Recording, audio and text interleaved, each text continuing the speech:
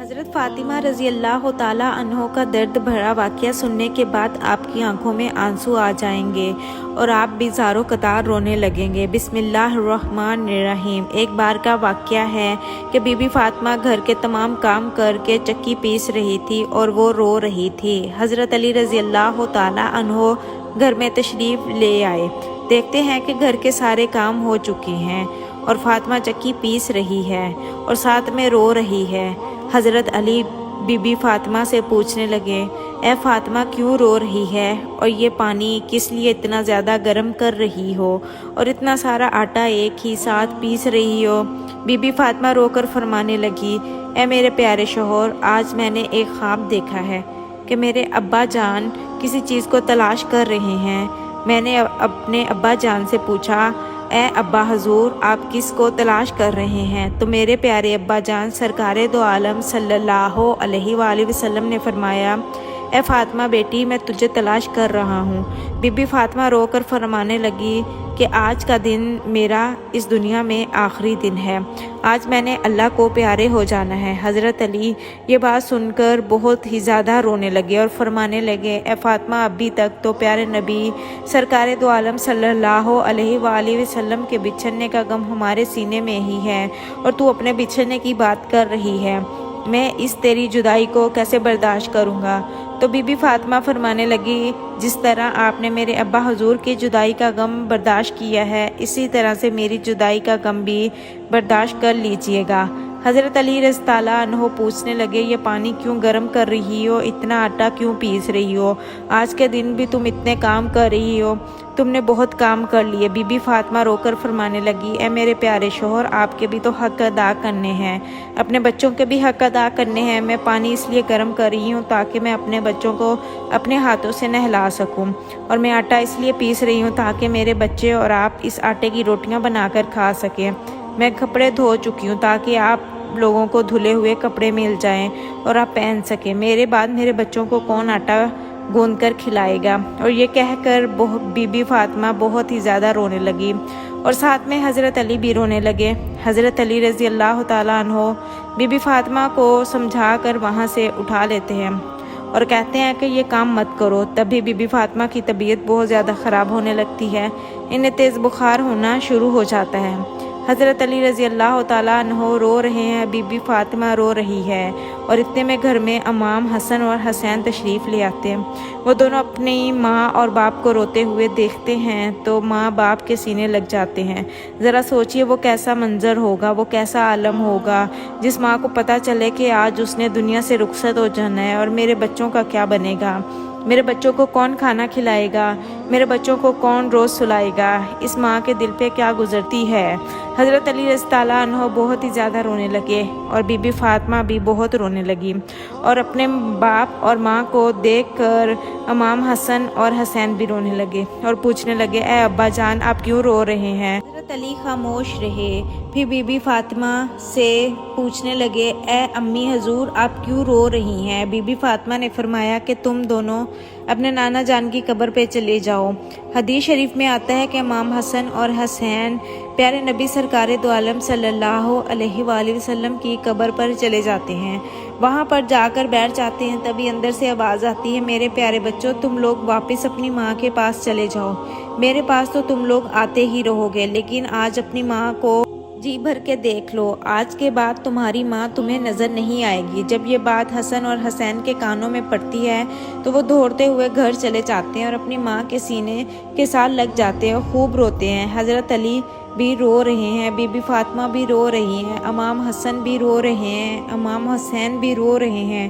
اتنے میں be be Fatima کی طبیعت خراب ہونے لگتی ہے اور حضرت علی رضی اللہ تعالیٰ عنہ کو اپنے پاس بٹھا کر اس نے 3 باتیں کہتی ہے۔ پہلی بات تو یہ کہتی ہے کہ میں نے آپ کے ساتھ کوئی بھی کوتاہی کی ہو، آپ کی خدمت میں کوئی بھی کوتاہی کی ہو، آپ کی کوئی بھی نافرمانی کیوں نہ کی ہو، آپ مجھے معاف کر دیجئے گا، آپ کا کوئی حکم نہ مانا ہو تو مجھے معاف کر دیجئے گا۔ حضرت علی رضی اللہ تعالیٰ عنہ رو کر کہتے ہیں، اے فاطمہ، تو نبی کی بیٹی ہے، تو نے اپنا حق पूरी तरह अदा किया है। मैं तुझ पर हमेशा खुश हूँ, मुझे तुझसे कोई गिला नहीं है। बीबी फातिमा दूसरी बात कहती हैं, ऐ मेरे प्यारे शौहर, जब मैं इस दुनिया से वफात पा जाऊँ, आपने दूसरी शादी करनी हो तो कर लीजिएगा।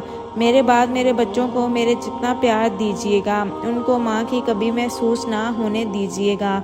और बीबी फातिमा की तीसरी बात आपको भी हैरान कर देगी। बीबी फातिमा फरमाती हैं कि जब मैं इस दुनिया से वफात पाऊँ और या चली जाऊँ, आप मेरे जनाजे में किसी को भी ना बुलाइएगा। ये बात सुनकर हज़रत अली हैरान हो जाते हैं और कहते हैं, नबी की बेटी है, मैं तेरे जनाजे में किसी को क्यों ना बुलाऊं। तो बीबी फातिमा फरमाती हैं कि मैंने आज तक अपने आप को पर्दे में रखा है, किसी गैर मर्द की नज़र नहीं पड़ी। मैं चाहती हूँ कि मेरे मरने के बाद इस पर किसी गैर मर्द की नज़र ना पड़े। जब शाम हो जाए, अंधेरा हो जाए, आप मुझे तब दफन कर दीजिएगा। ये बात सुनकर हज़रत अली बहुत रो रहे हैं, बीबी फातिमा बहुत रो रही हैं, इमाम हसन हुसैन बहुत रो रहे हैं।